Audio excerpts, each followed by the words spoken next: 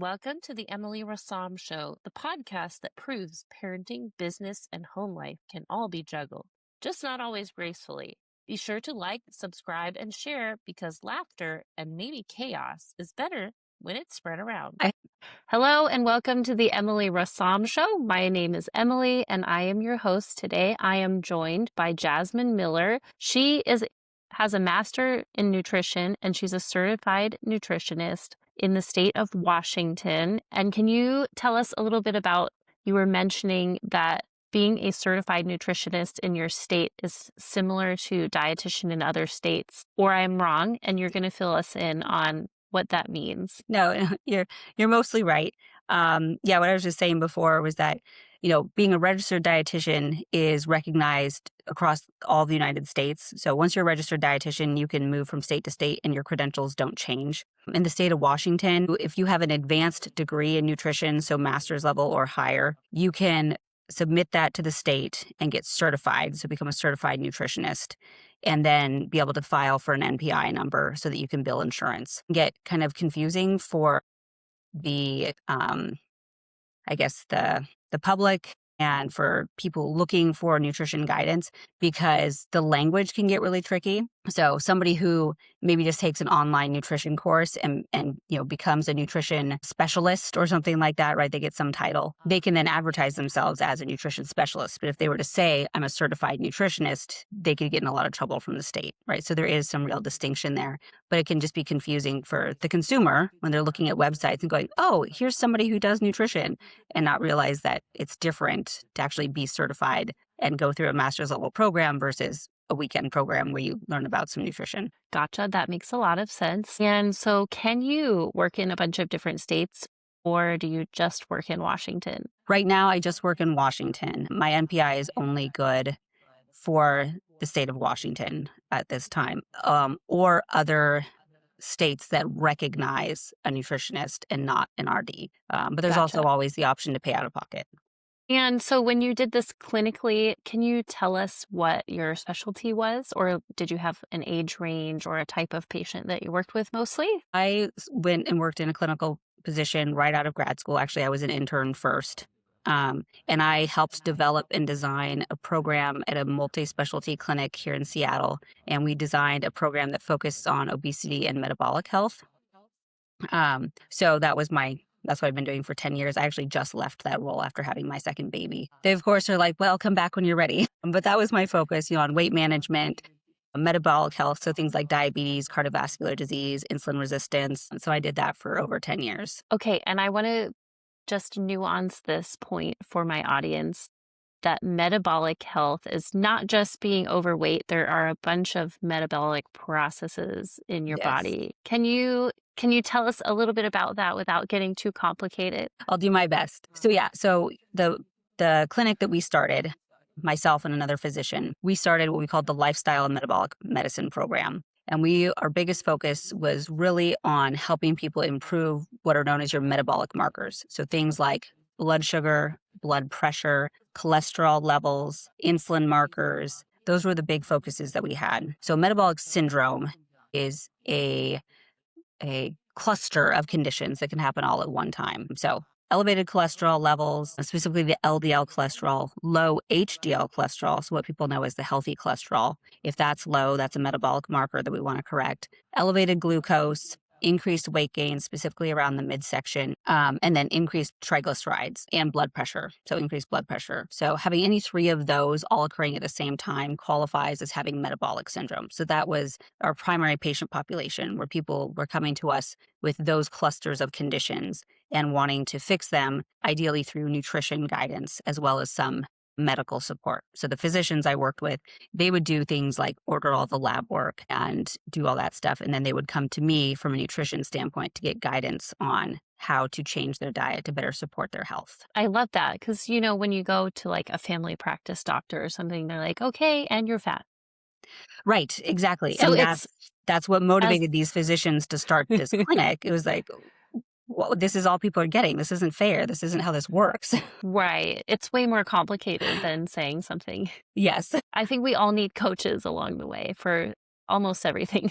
Right. Exactly. And that segues into a little more majorly known fact that Jasmine has competed in 3 Ironman triathlons, and she's going to tell us which ones she has done and a little bit about the training process for that and her fun tips for staying motivated when you have to train a lot. Can you start with that? Just telling us about which triathlons you have done. And do you have an Ironman tattoo? I always ask.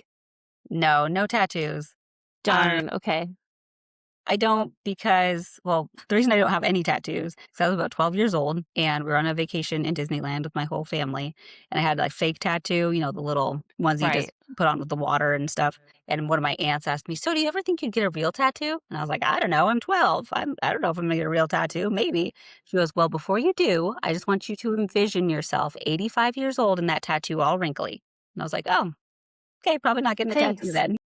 Thanks for that. Thanks for that.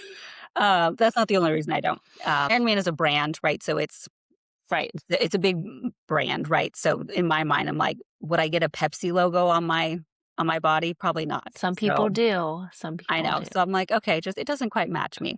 Not that I have anything against doing the Ironman tattoos, to, like commemorate that, right? Like I think that's great when people are like, "Hey, I got to do this. I got to have something permanent because I'm not going to walk around with my medal all the time." But yeah, I've completed 3 full Ironmans, and I've done I think 11 or 12 half Ironmans. The half Ironman distance is actually by far my favorite. But yeah, I've done Ironman Canada. Actually, technically, I've kind of done 4. I got a DNF. I didn't finish my second full Ironman. I did it up in Whistler, Canada, and there was some fluke heat wave, and it ended up being like 108 degrees, and I got pulled from the run with heat stroke. But anyway, so I've done Ironman Canada once and almost twice. And then Ironman Kentucky, which they no longer have. It was in Louisville. And then I did Ironman California. Nice. All great locations. Yes, all very interesting weather. Ironman Louisville was it was actually very bizarre. We arrived and it was like 82 degrees and super humid. The next morning, I'm not joking, there was snow on the ground. Not a lot, right? But little flurries. And then the day of the race, it was 50 degrees and pouring rain. Sounds about right for that area. Yeah. And then, yeah, Ironman California, every day before and every day after was absolutely beautiful. And the day of, it was just torrential downpours. Okay. And is the Ironman California in North or Southern California? It's in Sacramento. Just for reference. Okay. So not Southern California. No, not Southern California. Okay. And so how did you keep going in training for these? Like did you have a specific motivation for it? Yeah. I'll start with that. Motivation. So I think motivation is a really interesting term because I don't think, especially with something like Ironman, it's not necessarily motivation. I think it's determination and dedication, right? So like, because you can have motivation to do things, but you don't always follow through with it. And so, it's getting into that routine. Setting up a routine is probably the most important thing, and just sticking with the routine and not talking yourself out of it. I have oftentimes used what I call the 10-minute rule with myself, where whether I haven't even started the workout or whether I already have started, it's like, okay, just 10 more minutes. And then if I really hate life, I can stop. And most of the time, I keep going. I use that all the time. I set timers for myself constantly, especially when I'm folding laundry. Yeah, so that's probably one of the biggest things. And, I will fully admit I probably have a little bit of OCD and very much type A personality, right? So once I decide to do something, it's like, oh, well, I got to finish it, which better or for worse. Yes. We are one and the same on that for sure. But actually, I never thought I would do an Ironman. So I actually have to credit my high school alum from back in 2004. So quick little backstory. I was actually not athletic at all until my senior year of high school. I was actually very overweight, technically obese as well. And before leading into junior year of high school, I lost a lot of weight. And my high school, every year or every summer, they did what they called the Alaska trip, where you went to Alaska for 3 weeks and you did a kayaking trip. And you kayaked for literally hundreds of miles through Alaska. That's so much fun. I'd always, in the back of my mind, I'm like, I could never do that. And then, I lost a fair amount of weight before my junior year of high school. And my history teacher was the one who always led the trip. And so I went to him one day and I was like, do you think I'd be able to do it? Because you had to do a fitness test basically to go. And you had to run around. There's this smaller lake in the Seattle area called Green Lake, and it's almost exactly 3 miles around the lake. And so the test is you have to be able to run around the lake in 30 minutes or less. And he was like, yeah, I think you could do it. I was like, okay, when do I have to do the Green Lake run? That's just what we called it. He said, well, we usually do it in April. I was like, okay, this is November. I'm like, I better start running because I've never run a mile in my life. And so I started running to get ready just to do this 3 mile run to see if I could actually go on the trip. And by the time I ran it, I ended up being the third kid to finish that day. And I ran it in like 23 minutes and something seconds. And the very next day I went back to school and I had another teacher who came up to me and goes, so you're joining the cross country team, I hear. I was like, what? No, I'm not joining the cross country team. And he goes, well, I heard you ran Green Lake in like 23 minutes and something seconds. And I was like, but that doesn't mean I'm joining cross country. And he goes, yeah, you are. And then I did. I joined the cross country team. But anyways, I went to a very small high school. And every year for the seniors, in the yearbook, they did a most likely to. And only the seniors who were on the yearbook staff knew what the most likely were until the yearbook was published, right? So nobody knows what their most likely to is going to be until you get your yearbook. And for me, they wrote most likely to complete an Ironman. And I was like, I love that. I didn't even know what that was, right? I had to look it up. I was like, what's an Ironman? And I looked it up and I was like, you guys, you are crazy. I would never do that. I was like, yes, I know I ran cross country and yes, I got pretty good at it, but I'm never going to run anything longer than a 10K. Are you crazy? I'm not going to run a marathon, let alone swim and bike. So they kind of planted that seed. And then I ended up doing my first Olympic distance triathlon and got totally hooked. And I was like, okay, I guess I'm going to do an Ironman. So that's kind of how that happened. I love it. I love it. That's great. And in addition to triathlons, Jasmine also likes hiking, and she's going to tell us a little bit about her trip to hike Mount Kilimanjaro. And how did you get convinced to do that? Because I'm sure there's a story behind this. Yes. Can you tell us a little bit about it? So I first went, I guess really going way back, ever since I was a kid, I was fascinated with African countries. I don't know why, but for whatever reason, I was. And when I was in college, I took some really interesting courses on global health. And of course, a lot of that involved African countries because they tend to have a lot of illnesses, right? Yes. And so I got, really involved in that. And the local church that I went to when I was in college, they did a mission trip to Kenya every year. And I decided one year I wanted to go. So I was like, yeah, I'm going to go to Kenya. And so I went on a mission trip with the church. It was really great. And we did this, they called a field hospital one day, where you just kind of go out to this remote area and you just spend all day. We had doctors with us. So the doctors saw patients and then sent them to us, and we gave them whatever medications they needed or whatnot, right? Like totally illegal here for somebody like me to just be like passing out pharmaceuticals. But that's what I was told to do, right? I was given the prescription and I knew what to give them. But so anyways, so I was in this field hospital and I met another student who was a nurse, and she was doing a similar mission trip, but she was also extending her stay and working at a hospital. She was going to nursing school. And she and I kind of hit it off and became friends. And she was like, yeah, sometime I'm going to come back and I'm going to hike Mount Kilimanjaro. And I was like, hey, that'd be really cool. I should do that sometime too. So years go by, and I did the mission trip again. And I had an aunt who actually used to work in the travel industry. And she had always said, well, when you decide you want to climb Kilimanjaro, just let me know and I'll get you all set up. And I was like, okay. And so when I decided to go back and do the mission trip again, I was like, hey, this time I'm going to tack on and I'm going to stay longer after the mission trip, and I'm going to fly over to Tanzania and hike Mount Kilimanjaro. And at the time, the goal had been, to find somebody to join me or to join a group. And I couldn't find anybody who wanted, also it's expensive, right? So I couldn't find anybody who was going to join me or who could afford to join me. I actually had some very generous donations of people who were donating for me to do the mission trip. And then they made extra donations to help me go climb Kilimanjaro. So I ended up climbing it just myself and my guide, which was kind of cool. That is cool. But yeah, I mean, it was a phenomenal trip. It was very fun. It was incredible. You get up there at the crack of dawn and you get to watch the sunrise over the glaciers. And it's very interesting because you go through all these different ecosystems. You go through the super humid jungle, and then you go through super dry deserts, and then you're hiking on glaciers. But when you're hiking something like that, where you're going up significant elevation, they want you to go up slowly to avoid altitude sickness, right? But being an athlete, that year that I went up Kilimanjaro, I'd already ran 2 marathons and a 50K.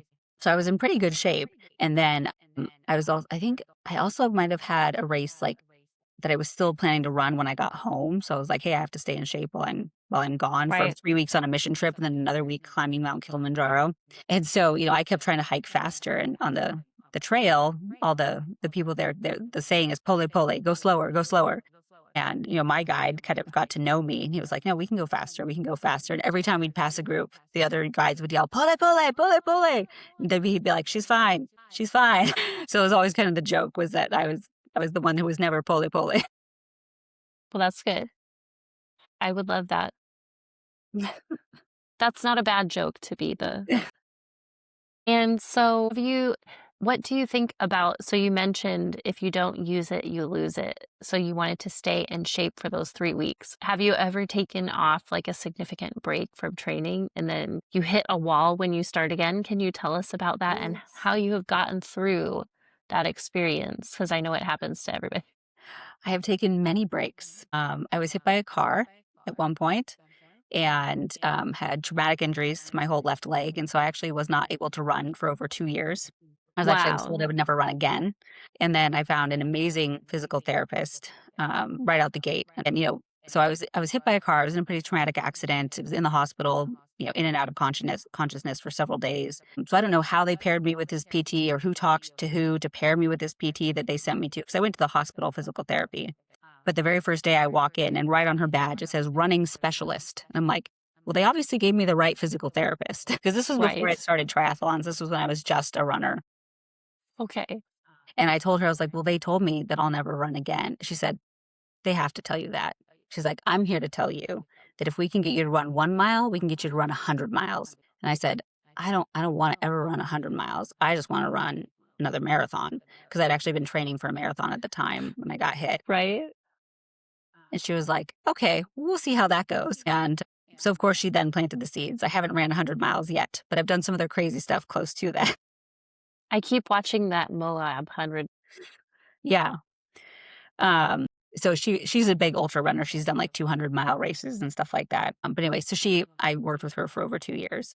And yep, I was able to run again. And actually, my very first marathon after finally starting to run again was my fastest marathon up until a few years later. But at the time, it was my fastest marathon. That's awesome. So yeah, so I've had that setback. And then I've had 2 kids. So, there's always a break there.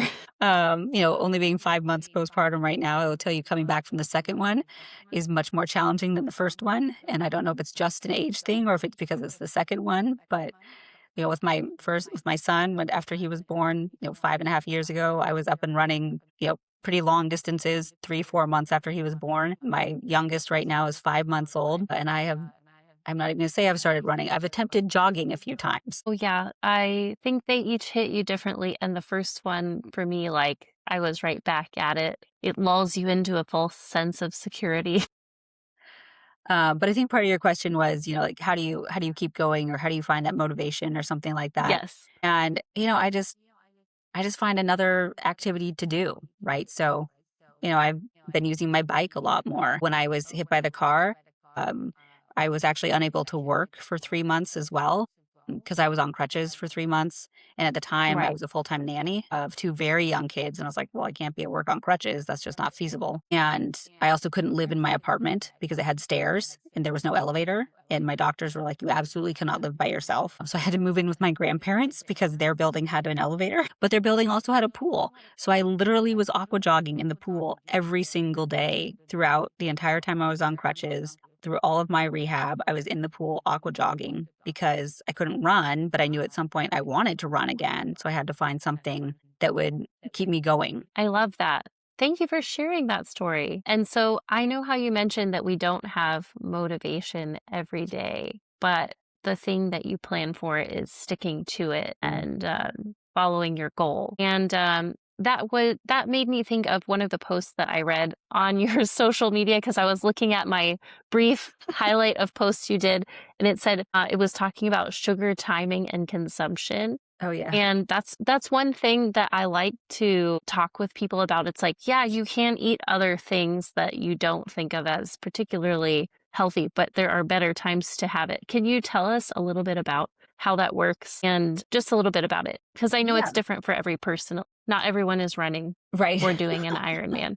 Yeah. Well, I mean, for anyone, I mean, the optimal time to have something high in sugar is right before or right after you're going to be very active because your body's going to utilize that sugar more efficiently. Right before because you're just going to go and use it, or right after because you're replenishing the sugar you've already burnt through.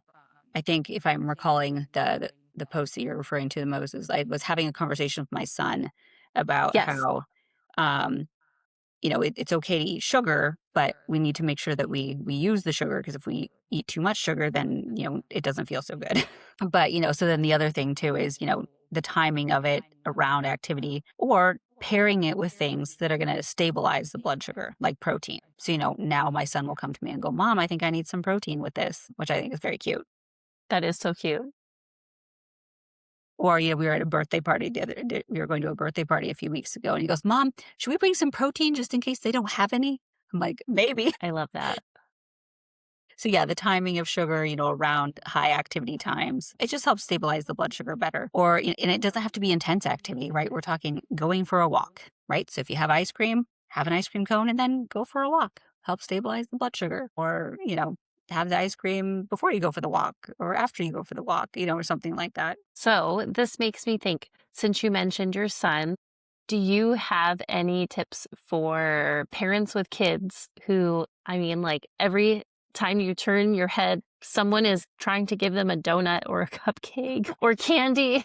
Do you have any tips that you talk with your son about for when it is and isn't appropriate to have it? And can you tell us a little bit about how you do that at your house? Yeah. So, I've been very conscious about not labeling things as good or bad, right? So it's Right. not that's junk food or that's not good for you, but more, certain foods help our bodies grow and keep our bodies healthy, and other foods are just for fun. And yes, they're lots of fun and they taste really good, but it's also important to give our body the food that it needs to grow. Protein, fruits and vegetables. The protein helps our muscles. The fruits and vegetables help our brain and our digestion. And just, not having things be off limits. And now that he's a little bit older, right, actually educating him on things.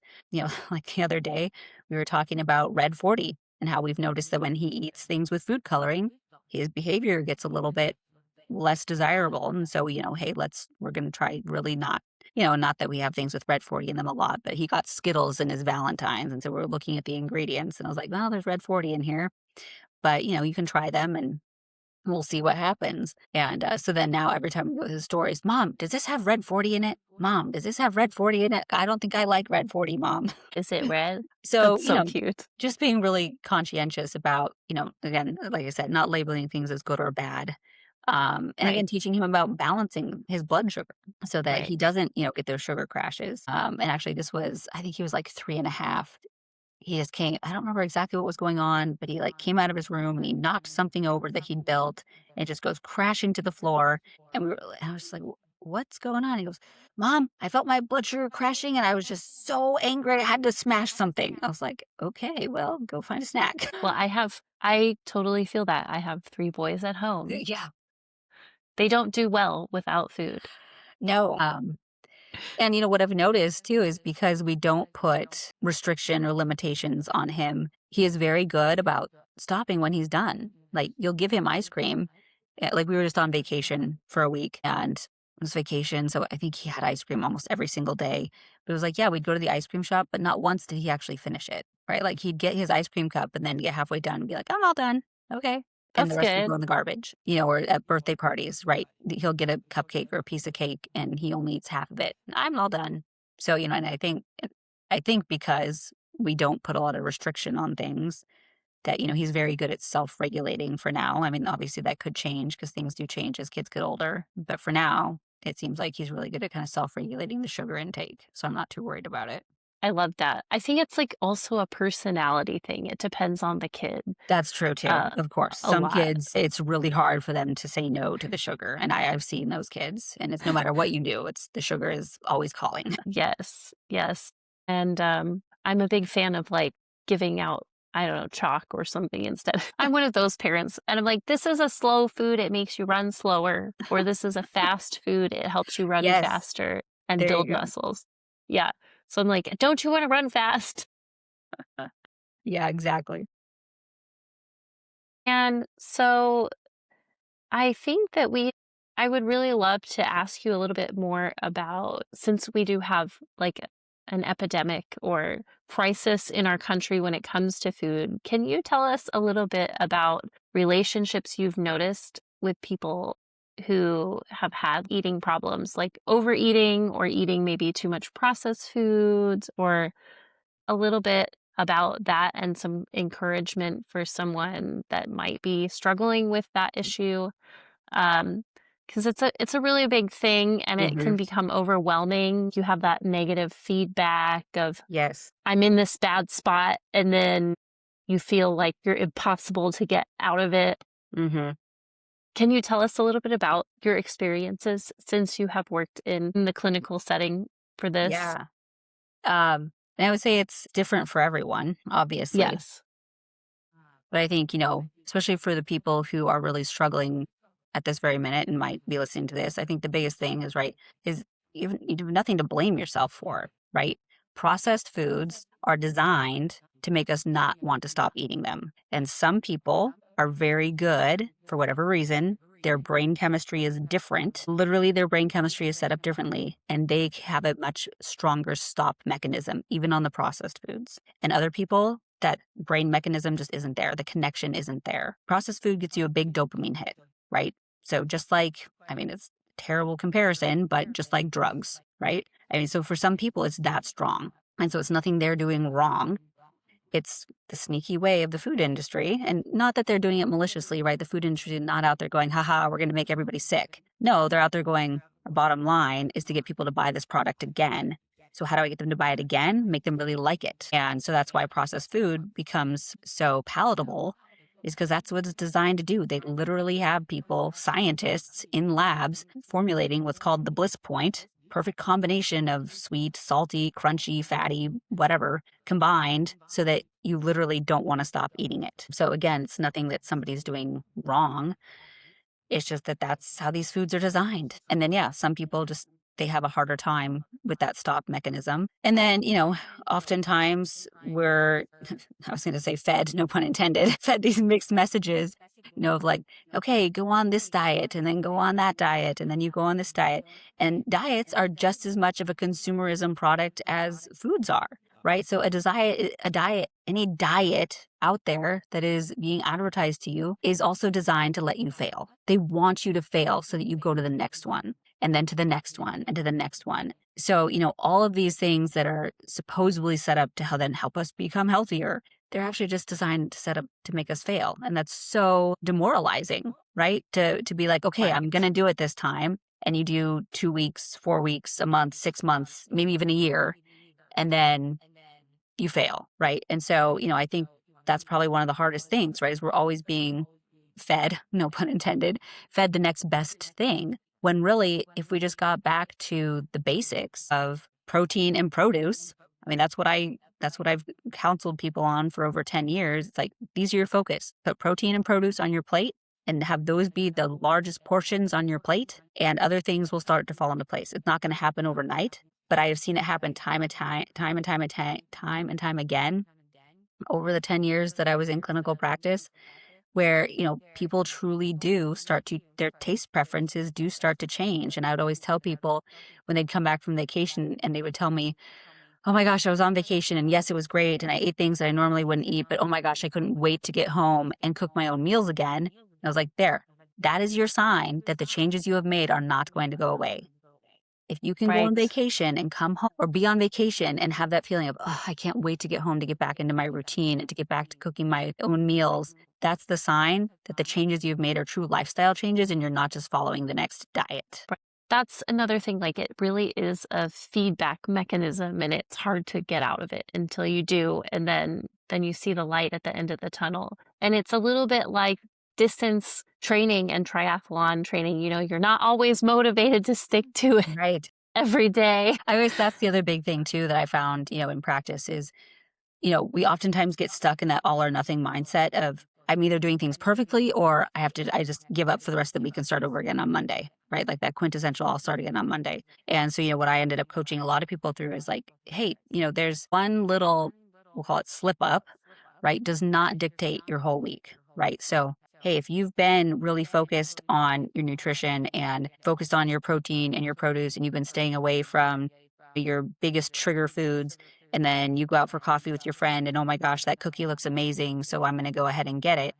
Okay, that one cookie, that's, who knows what, 1/100th of the meals you've eaten in the last month. So, okay, that one little thing is not going to be the end all be all. What gets you is when you go, "Oh, I had the cookie, so I might as well just give up for the rest of the week and just not even worry about it." It's like, well, that snowballs real fast. But the one cookie, that's a drop in the bucket.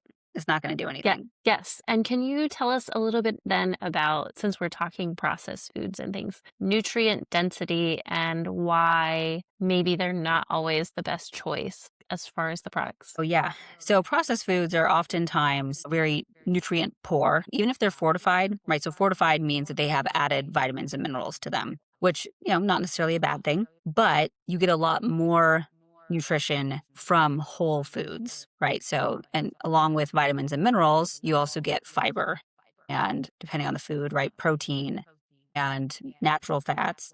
And what we don't fully understand from a nutrition science perspective yet is how all of the nutrients in a certain food act in synergy, right? This is kind of a lame example, but take an orange, for example. We know oranges are high in vitamin C. Great. Vitamin C is good for us because it's a vitamin. Great. Is the vitamin C from oranges good for us because it's vitamin C? Or is it the vitamin C in an orange good for us because it comes along for the ride with everything else that's in the orange, right? So there's a lot of things that we are still discovering from a science perspective.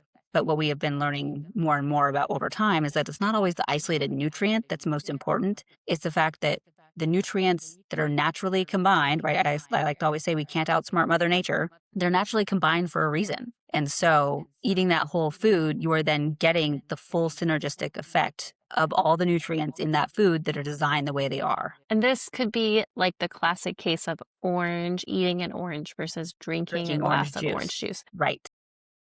and the different interactions that our body has when we are consuming this. Exactly. And let's see, are there any superfoods that you really love or like to recommend to people? I don't like the term Speaking of superfood. oranges. Oh, okay. Well, tell us why. That's Tell us okay. why. Because it's kind of like the whole diet thing, right? It's like gets you this, it makes it sound really cool and that it's, better than any other food. And there's not really. I mean, if it's a whole food, it's a good food for a reason. There's not necessarily one whole food that's better than another because they all have their place. So yes, blueberries have more antioxidants than an orange. But guess what? An orange has more vitamin C than blueberries. So which one is the superfood? Right. I'm glad I said that word. So yeah, and I think it's just, it can become then like another marketing ploy where I'm like, oh, buy this superfood cocktail and you'll feel invincible. And okay, there's Right. placebo effect, right? I am totally down for placebo effect. If you take something and you're like, hey, I feel great when I take this, great. I'm not going to tell you not to take it. But at the same time, I hate hearing people, spending hundreds of thousands of dollars on these superfood packed pills that, they could save their money on by just eating some food. What about cooking at home versus finding ways to eat healthy when you're out? Do you have any tips for like finding ways to eat healthy when you're out? Yeah, I mean, kind of what I was saying before, find the produce and the protein, right? Make those the focus. And yeah, most of those things are going to come along for the ride with other items, but making the protein and the produce the focus is very, very helpful. Salad dressings in restaurants tend to have more sugar, and restaurants tend to put a lot more dressing on your salads, for example. So asking for the dressing on the side so that you can kind of portion it out the way you want, or really any condiment for that matter. Oftentimes, there's a lot more sauce on anything that you order. So getting things with condiments on the side is a great option. Preferably finding things that are not deep fried. But then again, how often do you eat out? Right? If you're somebody who hardly ever eats out and the once a month you go to eat out, you're like, yeah, I really want the burger and fries. Okay. You're making that, there's nothing wrong with that choice. Yes, I'm one of those weirdos where like if I'm on vacation, I will go buy a bag of salad and put oil and vinegar on it and buy a can of tuna and mix it up in the bag and sitting there eating. I or don't I think will go that's get a fair. I mean, that's one of the reasons that we like to get, like an Airbnb or something like that for at least most of our vacations is because then we have a kitchen and we can cook. And, one, right. it's saving money because then you're not eating out the whole time. But then, yeah, Yes. also just then you can kind of eat the foods that you want and then save the times that you do go out to get something kind of fun and unique. Save it for And I dessert. guess that's what I also encourage people to do, right? If you're somebody who eats out all the time because of convenience or just that's your lifestyle or that's what you like to do, great. It's just you probably have to be a little bit more strategic about how often you go for, the fried food or the super creamy dishes, that type of thing, versus somebody who cooks at home a lot and only goes out to eat a couple times a month. Hey, if you're that person who cooks at home a lot and you only go out to eat a couple times a month, my gosh, order whatever you want when you go out because you're going to order something, and order something that you couldn't make for yourself at home or that would be really difficult to make for yourself at home. That's kind of the rule I follow for the most part is, okay, if I'm going to eat out, I'm going to order something that I wouldn't typically make at home because that's going to make it more special. That's exactly what I do. Because I cook all the time. Right? Yeah, I cook all the time. When I go out, I just want to get something that I would not cook for myself. So I'm like, I don't want to roll sushi. I think I will have sushi. Right? That was one of the first things that came to my mind too. Yes. It's like, it's just having those ingredients at home. It's a whole set of ingredients that I don't keep at home very often. What is your favorite meal? I'm just curious. Do you have a favorite dish that you Ooh. like? I'm a big taco fan. I like me some good taco. I mean, sushi's a good one too, so it's kind of a hard toss up. Yeah. Tacos are probably one of my favorites. I always say if I could never eat anything else again, like I had to pick one thing, it would be salad. I love salad, I love but salad too, but but I'll turn anything into a salad. I'm like hamburger, salad. right. Yeah, taco salad. Yes. That's me. Or it used to be burgers for me, but I would like have a quinoa burger with a lettuce wrap or anything I could think of to make a burger out of. I'm a big foodie, so I love cooking. Is there anything specifically, since we are about to wrap things up, that you would like to share with our audience that you're very passionate about, either in parenting or self improvement, or something you have learned over the years from your work or distance athletics?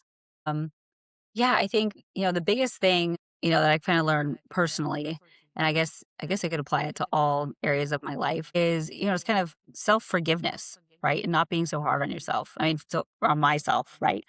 So for me, I've always been a very type A person. I'm very critical of myself. What's that saying? Like you're your own worst critic or something like that. Well, that was like me times like 1,000, right? Like, and especially in my 20s, I felt like, I was never doing anything right. And I was always critiquing myself. But over time, and I feel like especially going into Ironman, and I worked with an amazing coach for many years. And I feel like, partially her, but also just growing myself and, I would say also probably meeting my husband. He's been a great support too of, not beating myself up all the time and just kind of letting things go. So there would be a point in time where it's like, if I did not nail every single workout perfectly, or if I messed up a workout, or if I didn't hit my paces or whatever, like my day was ruined, right? Like I was a wreck. And over time, I finally started evolving and realizing, one workout does not, just like with the food, right? One workout does not make the whole training plan bad, or you didn't fail Right. because you didn't hit your paces on that one run because you were tired. And so just over time, I think I've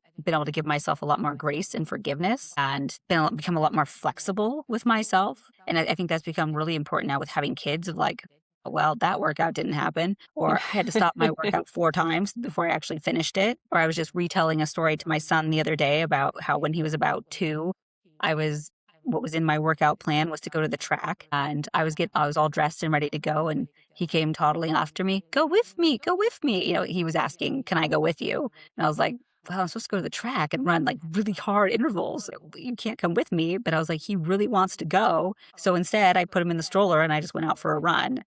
And so just and being okay with that and being like, hey, he wants to come with me. I want to share this with him. That is more important to me than hitting my paces on the track. So I think, especially for parent athletes, that's one thing is, involve your kids, let them see you working hard but don't tell them they can't come, even if it's going to, kind of mess up your workout. Okay.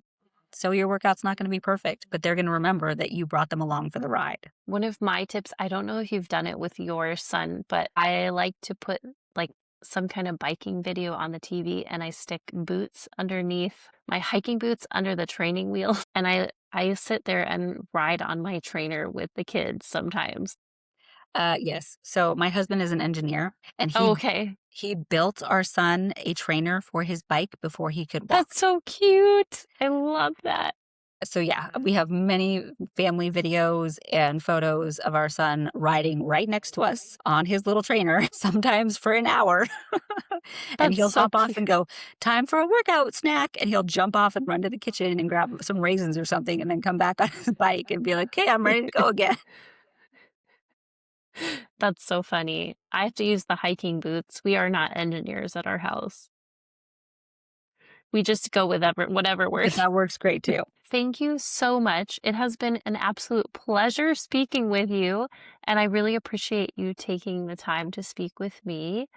And I would like to say thank you for joining me on the Emily Rassam Show. Again, this is Jasmine Miller, and she has a website, sendoanutrition.com. If you want to get in contact with her or ask her any questions, I will put that in the description below. If you are watching on YouTube, I have to spell the dot as I cannot put links in my descriptions yet. But thank you for joining me, and I really appreciate it, Jasmine. Thanks for joining me today on the Emily Rassam Show. If you laughed, learned something, or at least didn't roll your eyes too hard, go ahead and like, subscribe, and share. Until next time, keep the coffee strong, your kids alive, and the dreams big.